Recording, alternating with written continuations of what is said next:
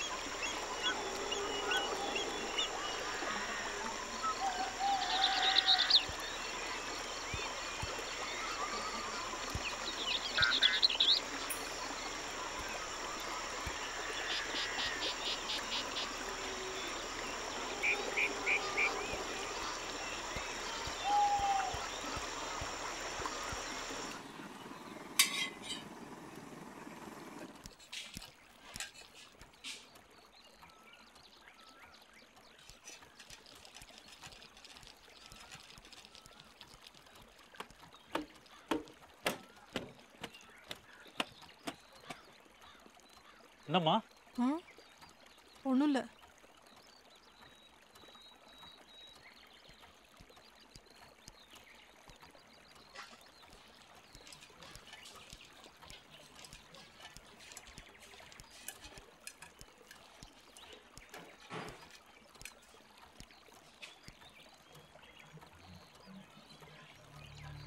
போடு.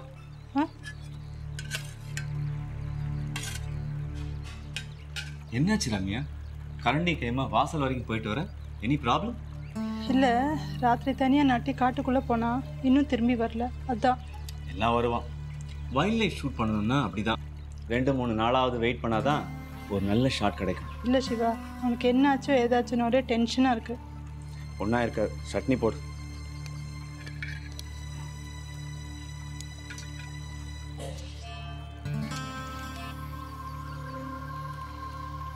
என்ன என்ன பார்க்குற? ராத்திரி பூரா உங்கள் தம்பியை காணும்னு சொல்கிறேன், அதுக்காக நீங்கள் வருத்தப்படுறீங்களா இல்லையான்ற இண்டிகேஷனை காணும் உங்கள் முகத்தில். 10 வருஷம் கழிச்சும் உங்களை என்னை புரிஞ்சிக்கவே முடியலையே சிவா. என்னை மட்டும் இல்லை, என் தம்பியையும் புரிஞ்சுக்கணும்னா நீ ஒன்று தெரிஞ்சுக்கணும். என்ன? எங்கள் 2 பேருக்கும் காமன் இன்ட்ரெஸ்ட் நேச்சர். இயற்கையை பாதுகாக்கிறதுக்காகவே நான் IFS எழுதினேன், இயற்கையை ரசிக்கிறதுக்காகவே அவன் வைல்ட் லைஃப் ஃபிலிம் மேக்கர் ஆனான். அண்டர்ஸ்டாண்ட்? ஆஹா ஆஹா, என்ன டைலாக், என்ன டைலாக்! எப்படி சிவா, இயற்கையை பாதுகாக்கணும்னு? அடாடாடாடா, பேஸ் பேஸ் நட்டி. வாங்க, நீங்கள் என்ன சொல்ல போறீங்க? டைலாக்கு இயற்கையோடு ஒன்றா சொல்லுங்க. Shut up. ராத்திரி பூரா எங்கே போயிருந்த நீ? உன்னை காணும்னு எவ்வளோ தவிச்சு போயிட்டேன் தெரியுமா? என்ன ரம்யா, நான் சின்ன குழந்தையா காணாமல் போகிறதுக்கு? ஆனாலும் உனக்கு ரொம்ப தைரியம் ஜாஸ்தி. இனிமேல் அப்படி பண்ணக்கூடாது என்ன? தங்கள் சித்தம் என் பாக்கியம். என்ன, எங்கேயாவது விழுந்தியா? கட்ட என்ன நெத்தியில? ஒன்றும் இல்லை, சின்ன காயந்தான். சின்ன காயமா? இப்படி அடிபட்டிருக்க? இரு. எங்கடா போயிருந்த? என்கிட்ட கூட சொல்லாம? உங்ககிட்ட சொன்னா நீ அனுப்ப மாட்டேன், அதனால தான் உங்ககிட்ட சொல்லாமல் போனேன். அப்படி எங்கே போயிருந்த? சஸ்பென்ஸ். இங்க காட்டு. இங்க வா, இங்க வா, இங்க வா, வா. என்ன?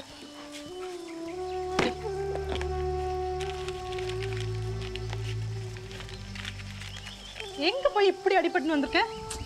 ரம்யா, காட்டுக்குள்ளே போனால் எங்கள் ப்ரொஃபஷனில் இதெல்லாம் சகஜம். திடீர்னு முள்ளு குத்தும், எங்கேயாவது ஸ்லிப் ஆகி விழுவோம், ஏதாவது மிருகம் துரத்தினா ஓடி போய் கீழே விழுந்து அடிபட்டுப்போம். இன்னும் ஒரு தடவை மத்திய பிரதேசில் என்ன ஆச்சு தெரியுமா? ஒரு சாதாரண காட்டுக்கோழி துரத்தி ஓடி போய் கீழே விழுந்தேன். இதெல்லாம் எங்களுக்கு விழுப்புண் மாதிரி. ஆமா, இவர் பெரிய அலெக்சாண்டர் வார்ஃபீல்ட்லேருந்து வந்திருக்க. திரும்ப. ரம்யா, எத்தனைக்கு எத்தனை நாங்கள் கீழே விழுந்து அடிபட்டுக்கிறோமோ அத்தனைக்கு அத்தனை டிஸ்கவரி சேனலில், நேஷ்னல் ஜியாகிரபிக்கில் எங்களுக்கு மரியாதை கிடைக்கும். ஆனால் எனக்கு இப்போ சிம்பிளாக ஒரு கப் காஃபி கிடைக்குமா? இரு தர. கந்தையா, இது அங்கே வச்சுடு.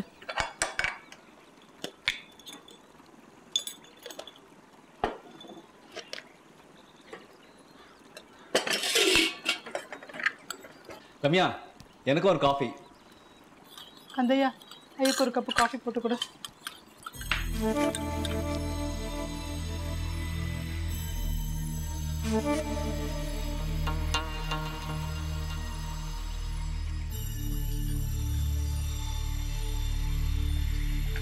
எங்கே போய் விழுந்தா இப்படி அடிபடுற அளவுக்கு?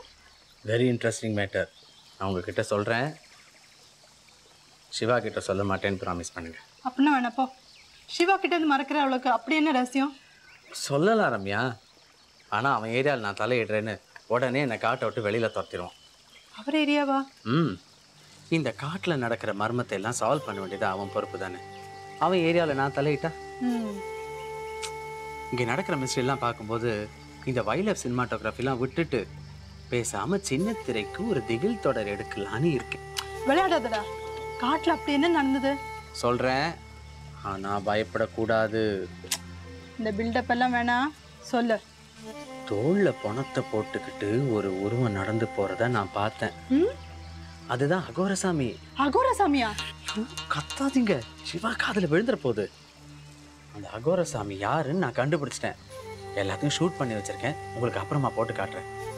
இன்னும் ஒரு மாதத்துக்குள்ளே அந்த அகோரசாமியை மட்டும் இல்லை, இங்கே நடக்கிற எல்லா மர்மத்தையும் நான் கண்டுபிடிச்சிடுவேன். டிவி சீரியல் மாதிரி சஸ்பென்ஸை தெரிஞ்சுக்க ஒரு வருஷம் வரைக்கும் வெயிட் பண்ண வேண்டாம். எல்லாத்தையும் கண்டுபிடிச்சிட்டு விஷுவல் சாட்சியோட நான் சிவா கிட்ட சொல்ல போகிறேன். அது வரைக்கும் எதையும் அவங்ககிட்ட சொல்லிடாதீங்க ரம்யா, ப்ளீஸ் ப்ராமிஸ் பண்ணுங்கள். பார்க்கலாம்.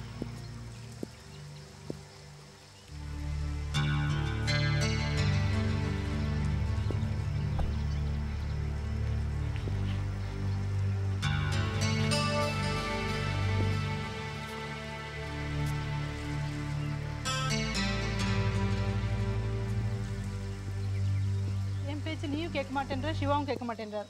சரி, எது எப்படியோ தயவுசெய்து சிவாக்கு தெரியாமல் பார்த்துக்கோங்க ப்ளீஸ். என்னது எனக்கு கூட தெரியக்கூடாத விஷயம்? அது இரு நாட்டி, எங்களுக்குள்ள ஆயிருக்கும், உங்களுக்கு என்ன? எனக்கு என்னவா? நாட்டி என்னடா, வாட் இஸ் திஸ்? எனக்கு தெரியாதுப்பா. இவர் மட்டும் புள்ளத்தாச்சி மரத்துக்கு போயிட்டு வந்தது என்கிட்ட இருந்து மறைக்கலாம், ஆனால் நான் மட்டும் அவர்கிட்ட இருந்து எதுவும் மறைக்கூடாதா? Okay okay, sorry sorry.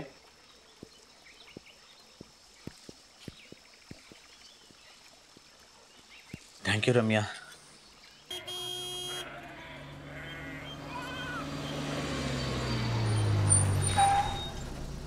இதான் நட்டி வீடு.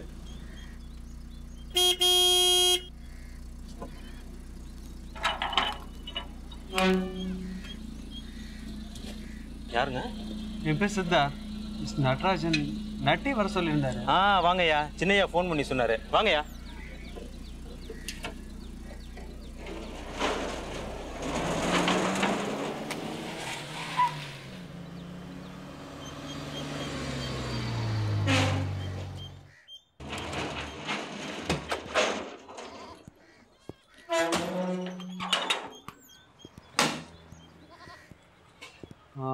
பாஷா. வணக்கம்மா.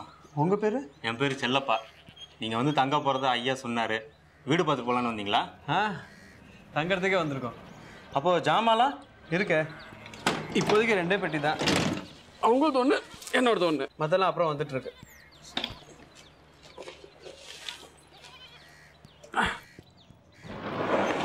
பரவாயில்ல, எடுத்துட்டு போகிறேன். வாங்கய்யா.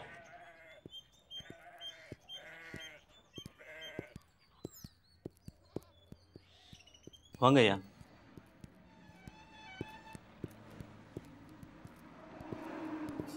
ஐயா, இது சின்னையா ரூமு. இதில் நீங்கள் தங்கிக்குங்க. அம்மா, நீங்கள் அந்த கெஸ்ட் ரூமில் தங்கிக்குங்க.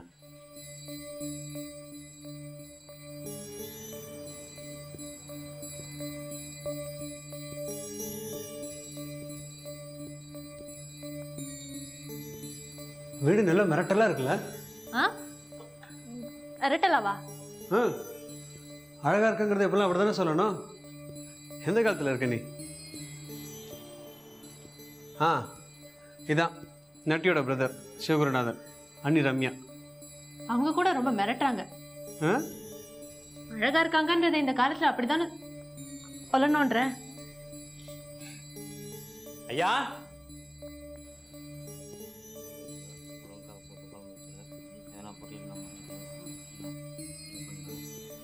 இவ தான் என் ஒய்ஃப் சரசு ஐயா. இங்கே சமையல்லாம் இவ தான். வணக்கம்மா. வணக்கம் ஐயா. போய் காப்பி போடு, காப்பி போடு.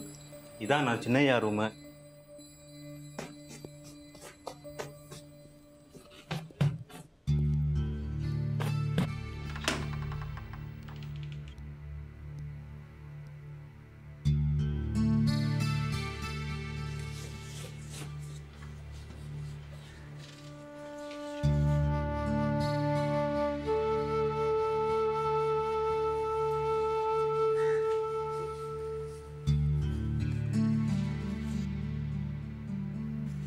வர்ஷா,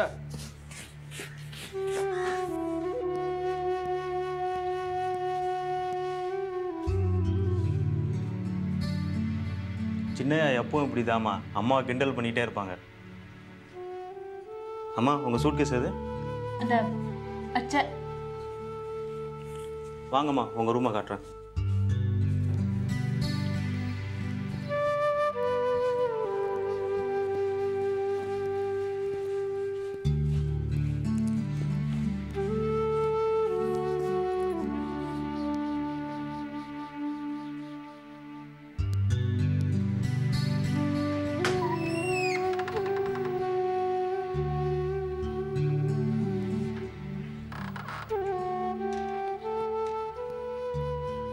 என்னம்மா பார்க்குறீங்க?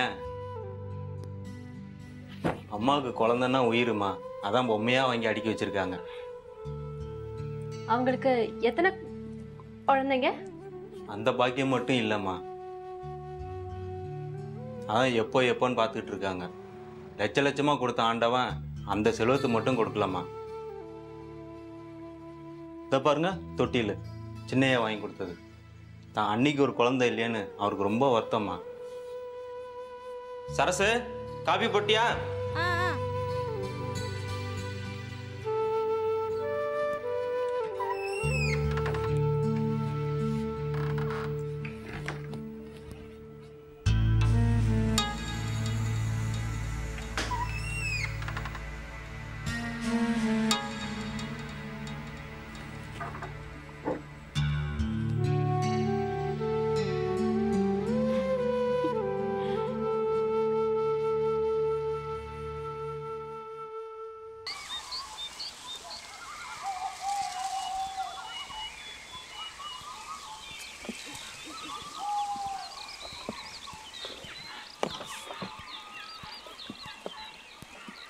ஐயா நாடிமுத்து, என்னவா வியாபாரம்லாம் எப்படி நடக்க? அதை ஏன் கேட்குறீங்க? ஆடு கறக்கிறக்கும் பூனை நக்கறக்குமே சரியாக இருக்குதுங்க. என்ற பொழப்பு உங்களுக்கு சிரிக்கிற மாதிரி இருக்குதுங்க. ஏ அது இல்லைவா, பழமொழியை நினச்சேன், சிரிப்பு வந்தது.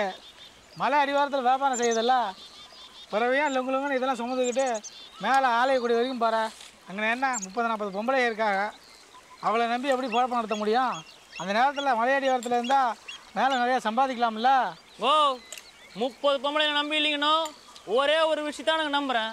அந்த கற்ப மரத்தை மட்டும் நான் பிடிச்சிட்டேன்னு வைங்க, கோயம்புத்தூர் அன்னபூர்ணா கௌரி சங்கர் மாதிரி உங்களுக்கு இங்கேயே ஹோட்டல் கட்டி தரணுங்க. கேட்குறதுக்கு நல்லா தான் இருக்குது. மலை அடிவாரத்தில் இந்த கடையை வச்சுக்கிட்டு படாத பாடுபட்டுக்கிட்டு இருக்கேன். ஒன்று நீ வருவா, இல்லை அந்த ஃபாரஸ்ட் ஐயா வருவாங்க. அதுவும் இல்லைன்னா வருஷத்துக்கு 2 தடவை இந்த அருவியில் குளிக்க நாகப்பட்டிலேருந்து ஜனக வருவாங்க. அவ்வளோதான். இதானுங்களே வேணாங்கிறது. பாம்போட கால் பாம்புக்கு தெரியுமுங்க. ஓ, நானாவது ஆலயக்குடி வரைக்கும் போய் வியாபாரம் பண்ண வேண்டியிருக்குங்க. ஒரு ரிப்பன் விற்கிறதுக்கு 1 மண்டலம் ஆகுது. உங்களுக்கு அப்படிங்களாக்கு அவங்களே நோக்காமல் அந்த கடைக்கு வேணுங்கிறது மேலேருந்து கொண்டு வந்து கொட்டிட்டு போகிறாங்கல்லுங்க. ஏன் 2 சாக்கை எடுத்துகிட்டு வாயேன், நீ வந்து பிடிச்சிட்டு போயேன், அவங்க வந்து கொட்டுறாங்களாம்ல. ஓ, இல்லைன்னு சொல்லாதீங்க, அப்புறம் இல்லாமலே போயிடும். ஆலைக்குடிக்காரங்க அண்டா தேனவங்ககிட்ட கொண்டாந்து கொடுத்துட்டு 1/2 மணம் துண்டு வாங்கிட்டு போகிறது நமக்கு தெரியாதுங்களாக்கு. பத்தாவதுக்கு 1/2 மூட்டை குருமிளகுக்கு 90 ரூபா சால்வையை கொடுக்குற ஒரே ஆள் நீங்கள் தானுங்க. பார்த்தனுங்க, நாயக்கர்பேட்டையை தாண்டி ஐயங்குச்சியில் பார்த்தனுங்க. ஏனுங்க, நான் பெரிய வீடு சின்ன வீடு கேள்விப்பட்டுக்கணுங்க. இந்த 2 வீட்டுக்கும் தெரியாமல் அசலூரில் ஒன்று வச்சுருந்தா அந்த வீட்டுக்கு பேர் என்னங்க? அதை வச்சுருவன்ட்ட போய் கேள்ல. அதானுங்க உங்ககிட்ட கேட்குறேங்க. ஊர் பூரா மைக் செட் வச்சு சொல்லிவிட போகிறதுக்கு உனக்கு என்னல வேணும்? முதல்ல ஒரு டீ போட்டு கொடுத்தீங்கன்னா குடிச்சிட்டு தெம்பா என்ற சோழி பார்க்குறதுக்கு போயிட்டே இருப்பணுங்க.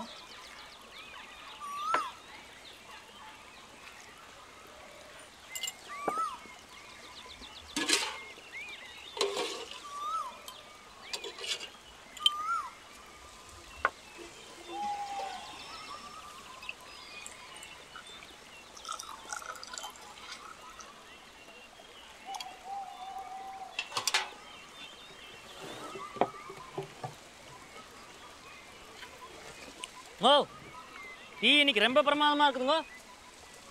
ஐயம் குறித்து பார்க்குவாங்களாக்கு. ஓ குடிச்சு விட்டு போவியா? சரி சரி. பாரசையா வராமல் இருக்கா?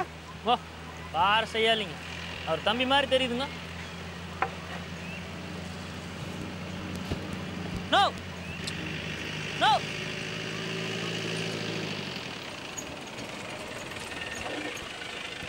எங்கேங்கண்ணா ஒரு வாரமாக ஆளையே காணோம். உங்கள் அண்ணி சமையலில் வாங்கி வீட்டுக்குள்ளார இருக்கீங்களாக்கு. எங்கேங்கண்ணா போயிட்டுருக்கீங்க? நாயக்கர்பேட்டை வரைக்கும் போகிறேன். ஸ்டடி பண்ணணும், இன்னும் 2-3 வேலையெல்லாம் இருக்குது. வரியா? இல்லைங்கண்ணா இப்போ தானுங்க அங்கேருந்து வரேன், மேலே போயிடுறேன். நீங்கள் போயிட்டோம்.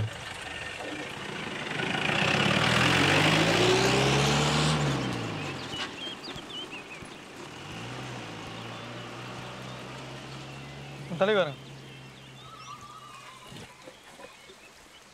சூடா ஒரு டீ போடுங்க. சரி. ஏனுங்க நம்ம ஊர் பூசுங்களா? இல்லை இங்கே தான் மெட்ராஸில் படிக்க லீவுக்கு வந்திருக்கேன். அடிவாரத்து அருவிக்கு அடிக்கடி வருவீங்களாக்கு? எப்போவாச்சும். மேலே ஆலைக்குடியில் 5-6 அருவி இருக்குதுங்க, பார்த்துருக்கீங்களா? அப்படியா? நான் வேணா கூப்பிட்டு போகிறேனுங்க. இல்லை இப்போ டைமில் அடுத்த முறை பார்த்துக்கலாம். சரி விடுங்க. சோசியம் பார்க்குறீங்களா? ஜோசியமா? நல்லா பார்ப்பணுங்க. ஏடு போட்டு பாருங்க. ஒரு வாக்குனாலும் கச்சிதமாக இருக்குங்க. எவ்வளவு? 5 ரூபா கொடுங்க, உங்கள் சரித்திரத்தை புட்டு வச்சிடணுங்க. சரி பார்க்கலாம். என்னல செம்பு எடுத்துட்டு அலையிற? வலையில் விற்கிறது ஜோசியம் பார்க்கறதோட பிச்சை எடுக்கிறதோட சேர்த்து பார்க்குறீங்களா? பழி வாங்குறீங்களாக்கு? ஓ மூப்பருக்கு சொன்ன ஜோசியம் பழிச்சதுக்காக எனக்கு ஏனாமா கொடுத்தாருங்க. பித்தாள சொம்புனாலும் ஏனாம் தானுங்க. மூப்பர் பத்தில் செம்பு கொடுத்தாரா? பின்னு தங்க சொம்பா அது. நீங்கள் பாருங்க, அதுங்க ஒரு பெரிய கண் இல்லைங்க. நம்ம சொன்ன சோசியம் பழிச்சு கண் வந்துருச்சுங்க, அதுக்கு ஏனாமா கொடுத்தாருங்க. நம்மக்கிட்ட பெரிய பெரிய ஆஃபீஸ்லாம் பார்க்குறாங்கல்ல, ஒரு பெரிய பாரஸ் ஆஃபீஸருங்க மாத்தலாய் போயிருவேன்னு சொன்னனுங்களா, நாம் சொன்ன மாதிரி போயிட்டாருங்க. நம்ம வாக்கு அப்படிங்க. நானிமுத்த இங்கே வாழ சோழி பார்த்துட்டு இருக்கனாலுங்க எதுவாக இருந்தாலும் அங்கேருந்தே சொல்லுங்க. முட்டா வேலை இங்கே வாழனா ரொம்ப மரியாதையாக கூப்பிட்றாருங்க. போயிட்டு வந்துடுறேன். தானுங்க இல்லை வாழ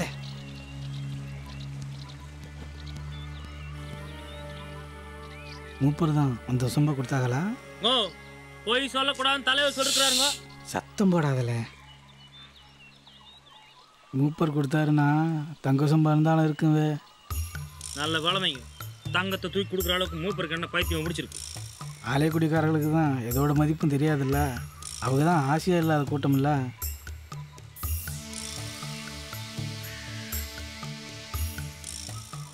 இருக்காது, அது பித்தால தானுங்க.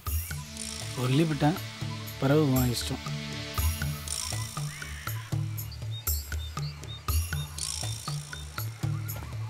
ஏன்னு அது கொஞ்சம் கொடுங்க, அந்த பைய கொஞ்சம் எடுங்க. கொடுங்க. ஓ ஜோசியம் பார்க்குற சொன்னியா? ஏனுங்க கிடக்கிறதுலாம் கிடக்கட்டும், கடை தூக்கி மனையில் வேணா என்னங்க அர்த்தம்? அவனுக்கு 1008 அலுவல் இருக்குதுங்க. சோசியத்தெல்லாம் நம்பாதீங்க, அதெல்லாம் பொழப்பு கட்டம் பார்க்குறது. என் வாக்கு வேறு பலிக்காது. வாரணுங்க, மட்ராஸ் போய் படித்து ஊர் போகிற வழியை பாருங்க. கிடைக்கிறதாலும் கிடைக்கும், ஓட்டுறதாலும் ஓட்டுக்கும். ஏன்னு இப்படி ஆலையிறீங்க? சோசியம்